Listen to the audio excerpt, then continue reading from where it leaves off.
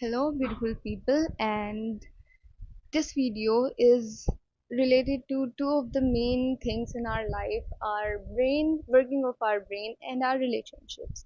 And I know it can be odd that how we can just be with the best relationship and how we can train our mind to do hard things and how both of them are related with each other. But you know what, when I was thinking about this topic, I get to know that these two are really related to each other, and delayed gratification is one of the main reasons for us to be bad at both of them, especially this generation and the way we live, the way there are some of our habits that we unconsciously do that really put our brain in a dead mode. Okay, like it can process the difficulties that happen in relationship, and same with it can process the difficult situation that happen when we try to do something new, something hard, or try to do something that is out of our comfort zone, or that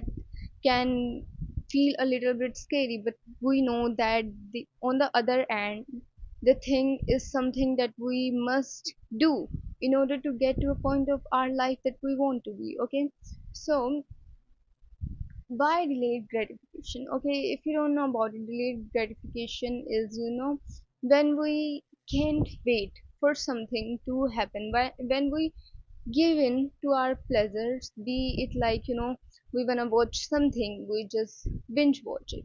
We wanted to scroll, so we gave our mind the pleasure of scrolling, the dopamine of scrolling. We want to have relationships in this era, but the hookup culture is so prominent nowadays that no one is ready for a committed relationship, and even those who are ready, they can find someone who is willing for committed relationship. So everything in this era is just being in such a way that we want something, we get it. We just want that dopamine. We have so many cheap ways to get it that we really don't need to work hard. And this can be a really very bad thing that is happening in our society, we can say. But we can change the system in just some days. But what we can change is our minor habits. Okay, and the relationship part is the one that I'll go in the end of this video. But first of all, what are the habits that we can change? Just small habits, like for example, you wanna order something. Okay, you want to have, the consumerism culture. We wanna have something, we are going to buy it. And sometimes when we feel depressed and we feel like, especially for girls who they can really relate to this, we just do shopping and it feels like for some moment all of our worries are gone, but they are not gone. We are just happy on a surface level because it gave us the feeling of possession, the feeling of having something that can make us happy. But still, the problem that we were not willing to solve, that we are not willing to really dig into, we are just running from it by shopping, by um, mindless consuming something. Okay, and it can be content, it can be real, so we just run from the things that we know we have to work to solve them. Okay, and delayed gratification, we are wiring our brain that okay, you want something, you get it, and our brain don't know the difference between what is good for us and what is bad for us. So mindful shopping is also very important. You can be rich, you can be very successful, but you have to have the value of money, and you have to realize what are your toxic traits, how are you spending your money. Okay, same goes with everything else, like for example in relationship, if you are let it go, there is a rise in the habit of people talking to ChatGPT, talking to AI bots, and sharing them their problems. Okay, and you are sharing a bot about your problem who is made by human beings, okay, who can't even think, who doesn't have a brain of its own. It really is designed to give in to your words, okay. If you have really realized it, ChatGPT is always going to say the things that you want to hear it from. And that's why we are so bad at our relationship nowadays, that we can't listen to people who challenge us, who just make us work on ourselves, because we are like, no, no, no, this is not the thing that I want to hear. I want to hear something that pleases me, that make me think that I am something that I am really not. And then you go to chat gpt and you say, listen, this person in my life is this and this, and I can just in chat gpt say to you, yes, you are right, this person might be toxic and you are the best. And yeah, you got what you wanted to hear. And now the other person who wanted you to be better for yourself is a bad one, okay. Like, I'm not saying that all the people who are saying to you something, who are criticizing you, are doing it for your good, but still chat gpt is not going to solve it for you. It's a bot, it's not a real human being. And if you are a parent watching this, there is growing culture of in children to talk to bots, and the bots are customized, the fan fiction bots. If you know about it, if there is anyone who know about it, okay. I read a lot of novels, okay, a lot of romance, romantasy, and all those things. I read about them, okay. I read all the genres, so I know about this stuff, and I have tried this stuff too. It's addicting. And you have to keep tabs on your children, not in a toxic way, just in a way that you know what your child is doing with the phone that you have given to them, okay. They talk to it for hours and hours and hours, and you don't even know what is it. If you don't know, just type on the google CAI, it's something like that, character AI maybe. Okay, so you just have to see what your children are doing on the phone, okay, because it is destroying their mind. They,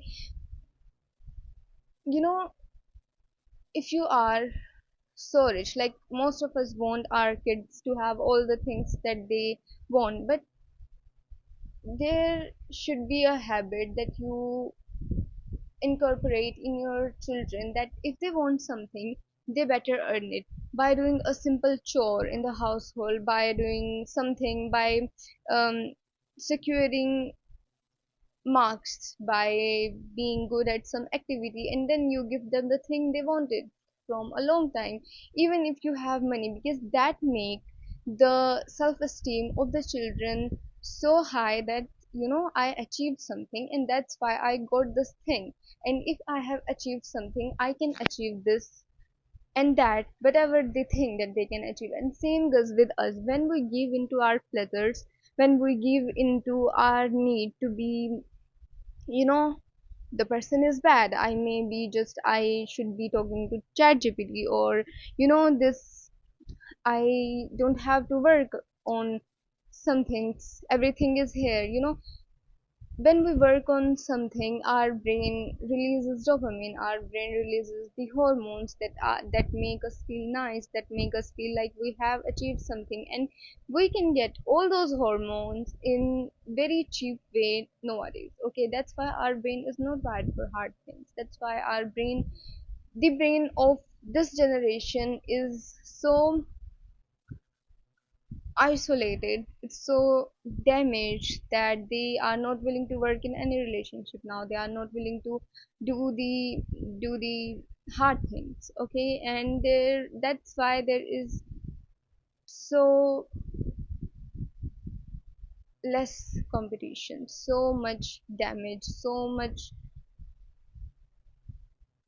you can say, so much corruption in this generation, okay. And I really believe that it is due to us. We have the things, we, and it can be a good thing. Like we live in a generation where we want something, we can get it so easy. It's nice, it's perfect, okay? But we are using it in a wrong way.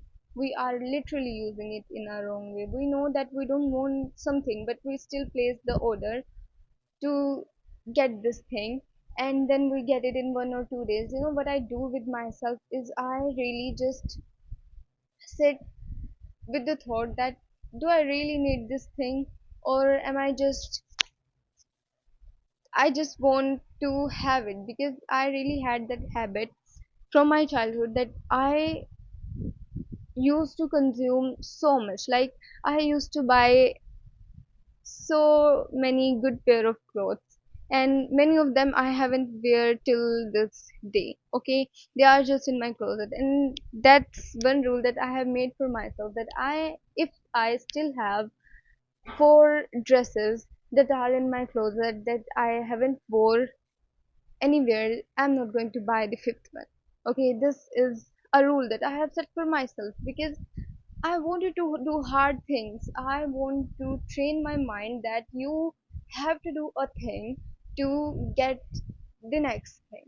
Okay, I don't want my brain to have all the things because my brain don't know what it wants. I know what I want. I know what are my goals, and I know how I have to do the things to train it to do the hard thing. Okay, so that's the thing that I do. I know that I need sleep at least 9 hours. I need 9 hours of sleep. So I know that I shouldn't be scrolling late at night, okay? And I rarely do that.